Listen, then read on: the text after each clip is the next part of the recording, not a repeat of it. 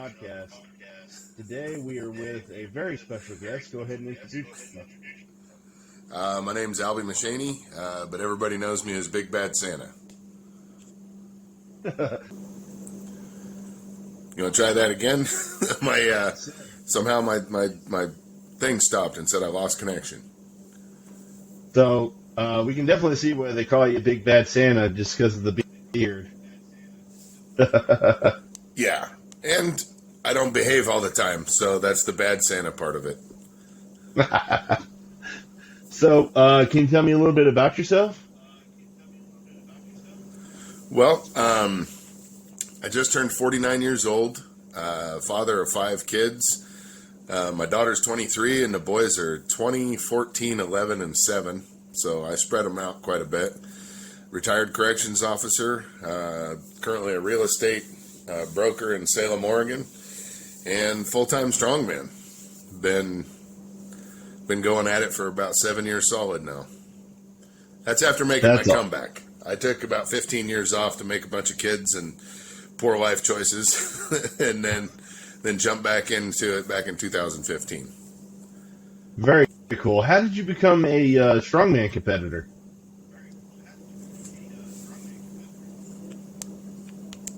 I'm going to see if I can get a little more volume out of you there. Say it again.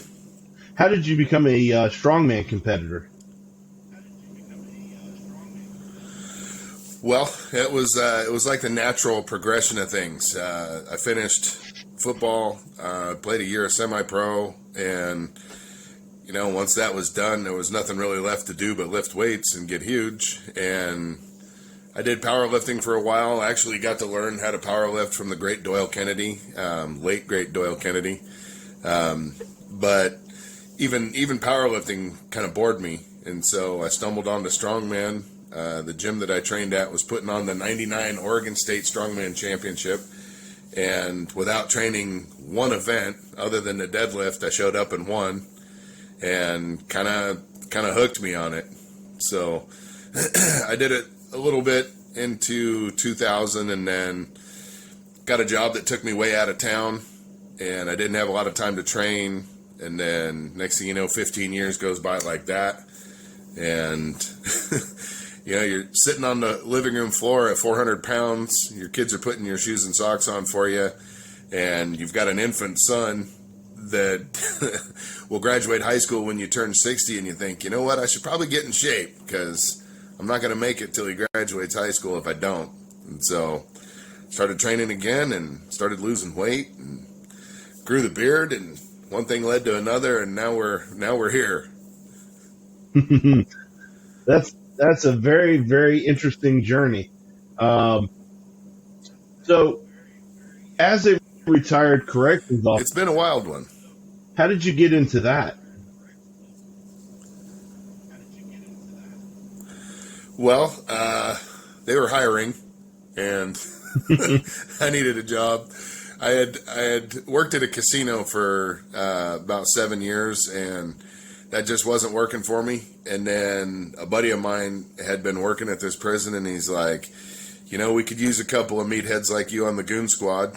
And I applied, interviewed, kind of got a charmed route on my way in. Most people go through a temporary status for 6 months to a year.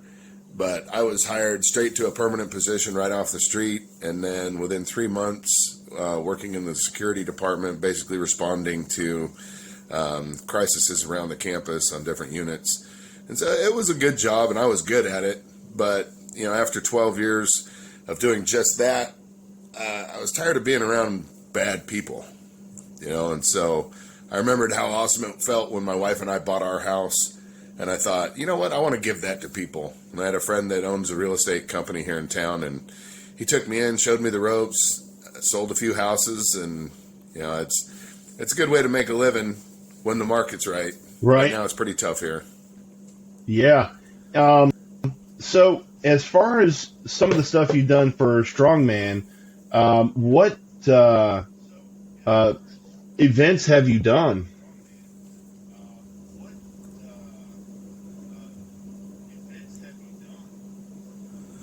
Well, aside from local contests, which I don't really, I've reached a level to where I don't really do local contests here in my state.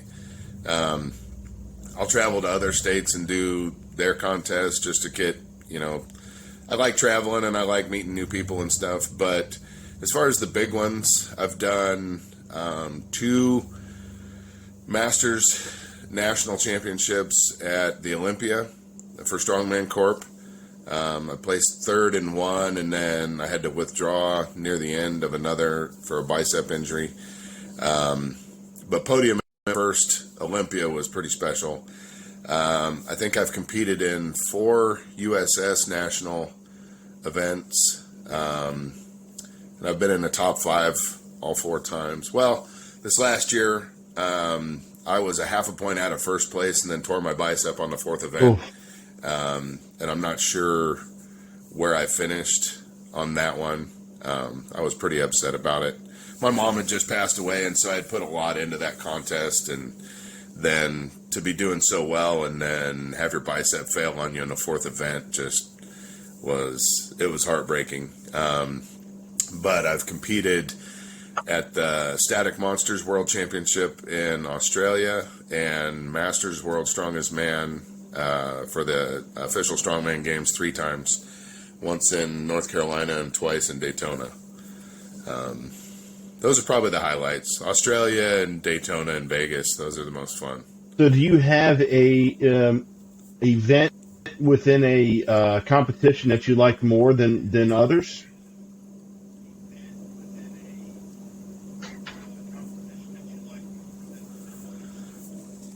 So I've always been a really good deadlifter. At the national level, I'm unbeaten at deadlift in the times that I've competed.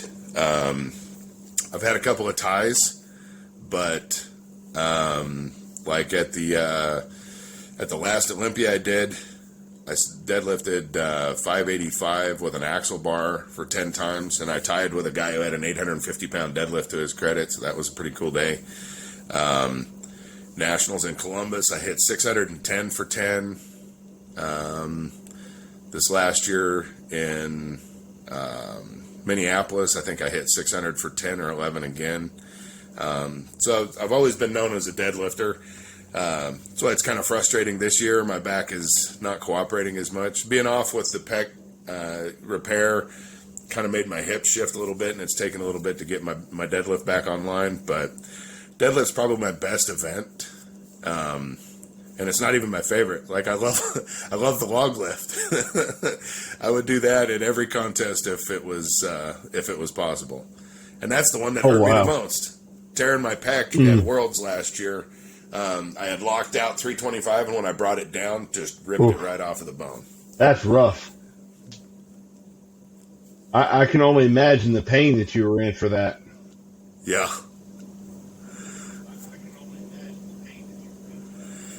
So at the time, it was a nice little pop, and it was like, it hurt less than tearing up my bicep. And I was like, well, that was weird. And then I cleaned the log and tried it again and got it over halfway, but just couldn't lock it out. But then bringing it back down again, that stung. But then that was the first rep of the first event, and I finished the contest and just got darker and darker purple. It went all the way from my elbow all the way down to my belt line. This purple bruise was just massive. So, becoming a strongman competitor, was there a person or persons that you looked up to for inspiration?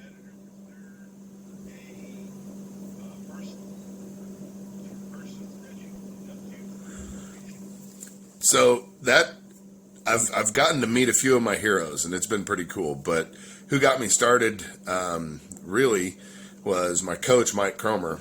When I launched my comeback in 2015, I started training haphazardly. We didn't really know what I was doing. After 15 years away from the game, I just was clueless. It was like starting over from scratch. And I did a contest, and I came in dead last. I lost to these other guys. I lost to a guy I outweighed by 140 pounds. And Mike found me on Facebook, and he goes, hey, He goes, I saw you got your ass beat this weekend. He goes, you let me write a program, and shit'll never happen again. And I said, okay. And I thought he was trying to kill me, because back in '99 when I won my first contest, I had just beaten him in like an overtime. We were tied after the events, and then we did like a tiebreaker, and I beat him. So I figured he was just still sour about that, trying to kill me off with this training, but it ended up being pretty good. I've lost over 100 pounds, and established myself as I won't say like a formidable force, but when I show up, you're going to have to work to beat me. That's awesome. And then through the years, getting to meet Bill Kazmaier and then becoming friends with him, he even offered up his place in Alaska to me if I ever went up there, and I said that would be awesome. And then just getting to travel, and like the friends that I made at my first Olympia are still some of my best friends today. And it's just, that's what's so awesome about this sport. You'll meet a lot of great people that'll be with you the rest of I've heard that a lot, talking to a few other strongman competitors, that it's a very, very tight-knit community.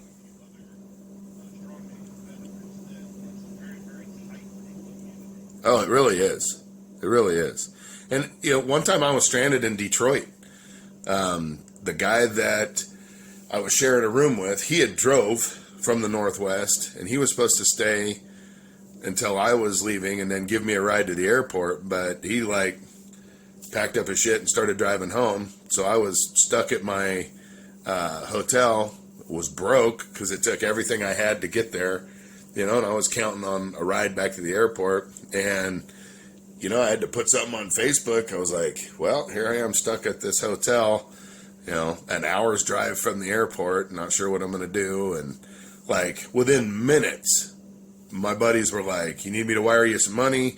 I can pay for your Uber from here to there. And, luckily a friend of mine from Alaska, she was staying across the street at the other hotel, and she goes, I take off at the same time. We'll ride together, and it's just, those are the kind of people you're going to meet in this sport, people you can depend on and count on, and it's just the best people in the world. When you travel, being as big as you are, is it hard to travel like on planes or long car rides?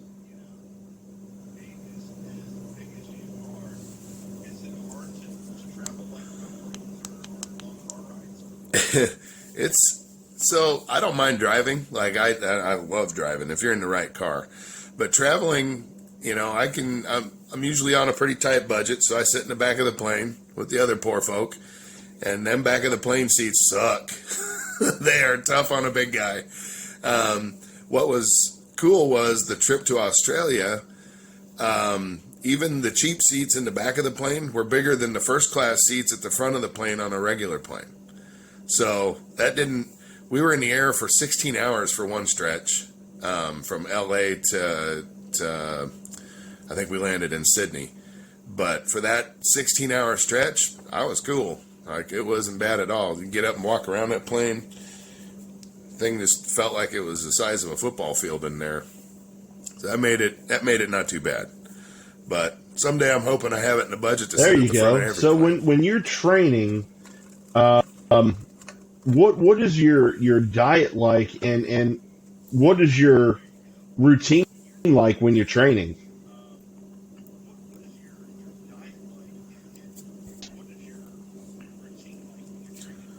So I finally put it in the budget when I retired from corrections. I was able to cash out some of my retirement, and I hired the great Nathan Payton, pro body coach, to write my meal programming.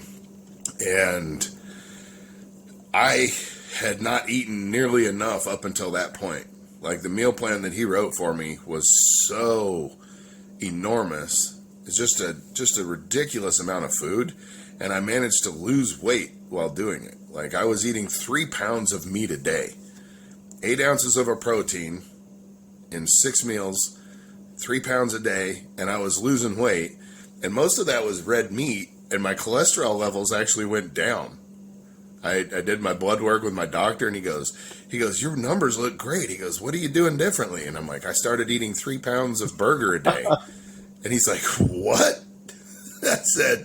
I go, bro, I eat 1 steak and 4 hamburger patties a day, a protein shake, and then maybe some like fake crab or chicken or whatever.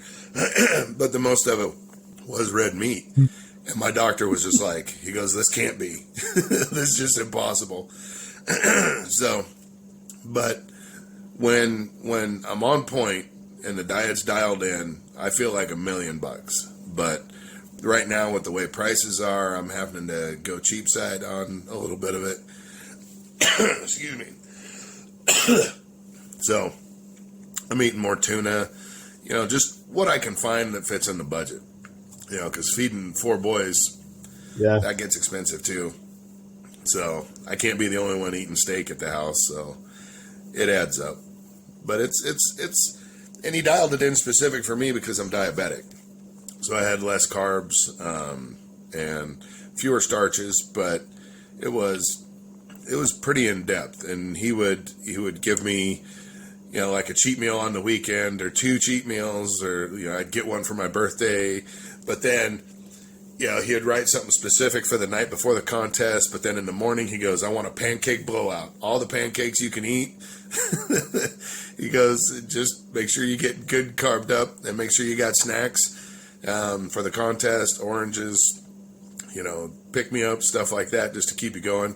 And man, I tell you, like, oranges ended up being just a lifesaver. It's like eating Gatorade. The stuff is, the glycemic index is such that your insulin doesn't spike, but it gives you energy and it makes you feel like you've consumed stuff. It's not like drinking something that just disappears, goes right into your system.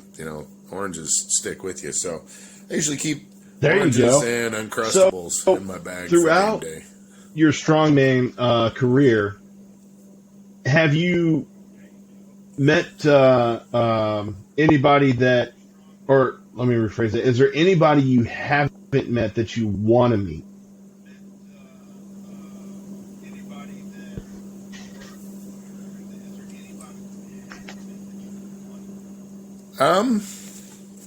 I've pretty much gotten to meet everybody I've wanted to, except for Glenn Ross, because when I was first watching Strongman when I was younger, old Glenn Ross was like my body style. It was like proven to the world that the big full-figured guys could throw down, and I think he was like 8-time UK strongest man, which is a pretty tall feat. So I always liked Glenn Ross. He was one of my favorites. Meeting Kaz was cool. I've casually met a few people like Terry Hollins. We hung out at the after party after Worlds in 2019, I think. He was just a good dude to talk to.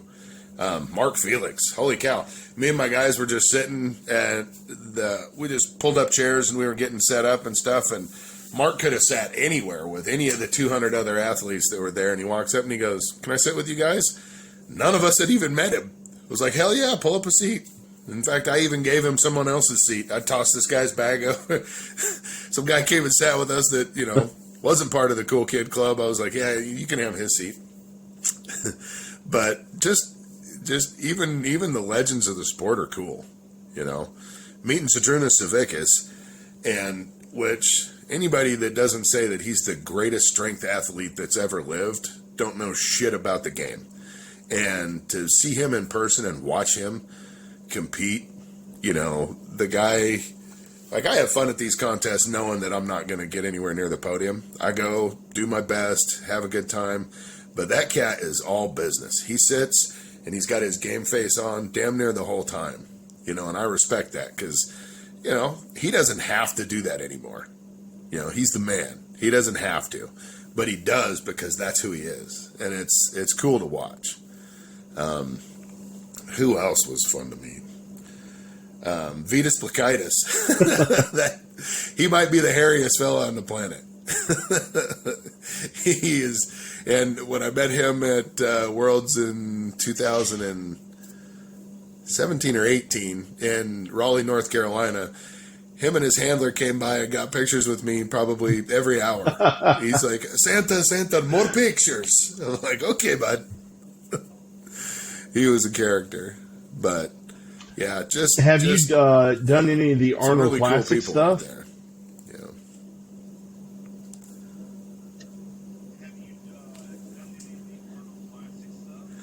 No, I would love to just even attend that. It turns out I had some friends trying to talk me back into powerlifting, and they're like, the numbers you hit in the gym just farting around for strongman, you would be an elite level masters powerlifter, and you could get an invite to go compete at the Arnold, which I thought about that. But, it's just, I'm in love with strongman, and as much fun as it would be to compete at that level on that stage, it's just, powerlifting's not my passion anymore. I would love for it to be, but it's just, with strongman, most of the time it's not a 1 rep max. It's like going all out for a minute. And surprisingly, my body does really well with that. 1 rep maxes, excuse me, 1 rep maxes just beat the shit out of me. So, you can't tell by looking at me that I'm all about doing the reps, but when you're traveling, for the kids. Do you find it hard to stick to your training regimen and diet?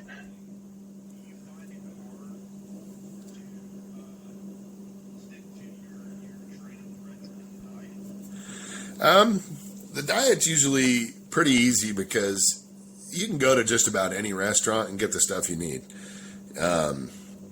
They're all going to have a meat and they're all going to have a vegetable. And so if you can do that and avoid all the bullshit carbs they throw in at you, you'll do fine. I find that if I don't go too overboard or eat too heavy, I'll be fine. But training, if I'm just on vacation, there's no training. I'm there to... We made a trip of it last year to Daytona, took the kids, and I told the wife, I go, look, from the time I land until the contest is over, I am off the clock. I will do zero parenting. So, she had to do it all, and thankfully she did. She took care of the kids. I didn't want to mess with that, because when I get my game face on, I get cranky and I want to be left alone. I don't want to holler at my kids when they're misbehaving. I just want to go there, do my thing. Said, once it was over, we hit SeaWorld and Universal Studios, and we had a good time, and they got to have an actual vacation for the first time in years. And so when I'm actually vacationing with the kids, I take a break. I'm sure my body appreciates the rest. And so, I do a pretty good job of... It sounds like you have a huge passion for what to enjoy the you do. vacation. And, that's rare to find that somebody loves what they do as much as a strongman competitor like yourself.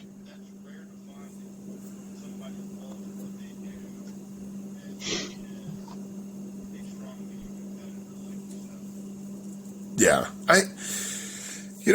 and there's a lot of people out there who are passionate about what they do, but the other day someone rubbed me the wrong way, and they weren't even saying it to me, they were saying it to their husband, calling this a hobby, and that's insulting to me, because this is so much more than a hobby.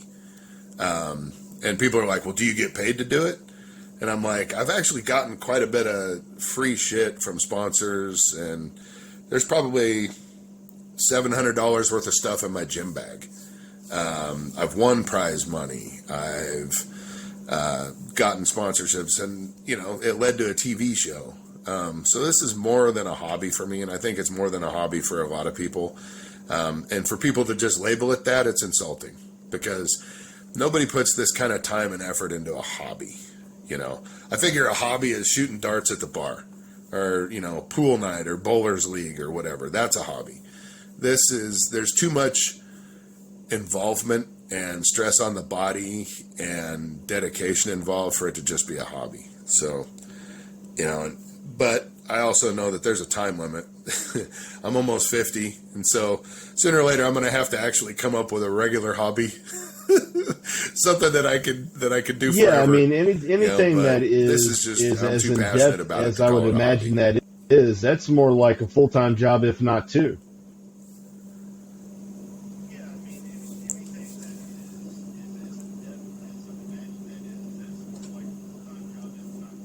Yeah. Oh yeah. I train probably 12 hours a week, sometimes 14 leading up to a contest. Luckily I get all my business done at the house, so I don't fall behind on my chores. I get all that done. But it's quite the investment. And like I said, I know I'm not going to be able to do it forever, but for as long as my body will let me do it, I'm going to go hard. There's just the goal is to leave a legacy behind that my kids and my grandkids, will talk about, or people will remember. I want to be remembered. And I've not done anything legendary, but I believe that I'm a good enough character in this sport that people are going to be like, oh yeah, I remember the Strong Santa. Always take time to take pictures with kids. I'm always on the clock. I'm always in Santa mode, and so I just hope that at the end of my tale, and I couldn't agree more. It's not only just what you do, it's how you do it and how you carry yourself, the kind of character that you bring to things.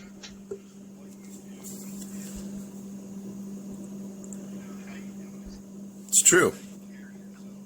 Yeah, and I always like when people are a good diplomat for their sport or a good ambassador. When you come across people who bully people in gyms or take videos of them screwing up a lift and stuff like that, there needs to be a lot less of that in the gym, and a lot more. Like, I saw a video, there was a gal that was exercising and some old man came up, and you just knew this was going to be some sexual harassment video, but it was him actually talking about how impressed he was with her, and then they started doing push-ups together, and it was like the coolest feel-good moment. And it's like, we need way more of that, especially on social media.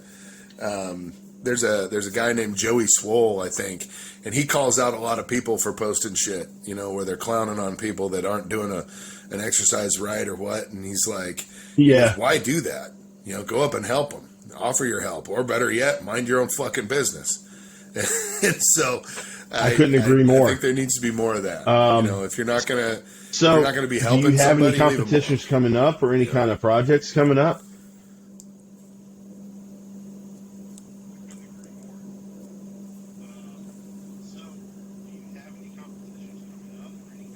Yeah, I'm actually headed to Masters Clash in Columbus, Missouri, on the 23rd of next month to throw down with the likes of Nick Best, Travis Ortmeyer,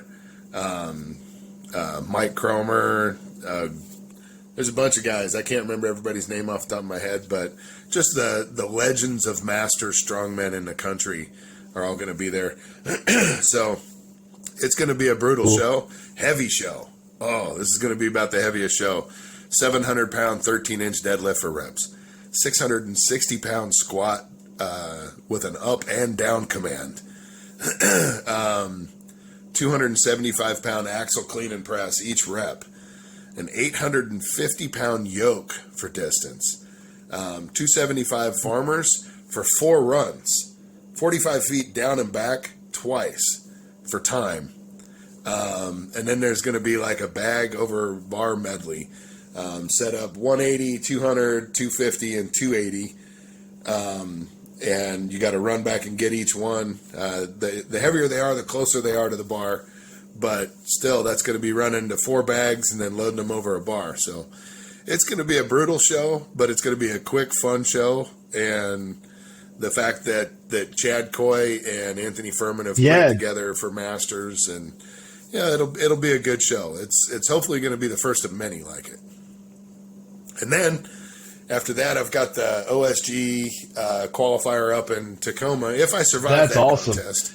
Yeah, I mean, I wish y'all the best and hope you do well. I mean, I know it's not just about the competition, but it's about having fun too.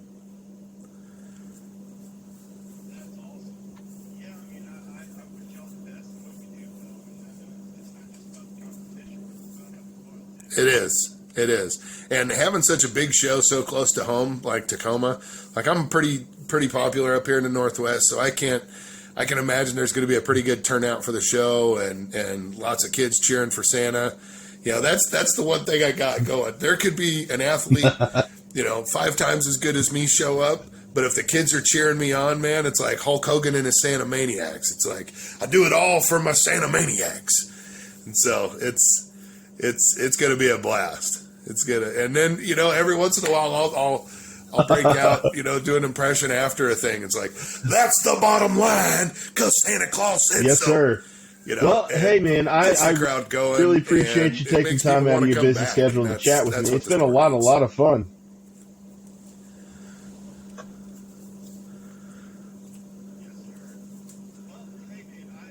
Definitely, and I hope you do well at the next venue you have. No problem. And don't get hurt. No problem. Anytime.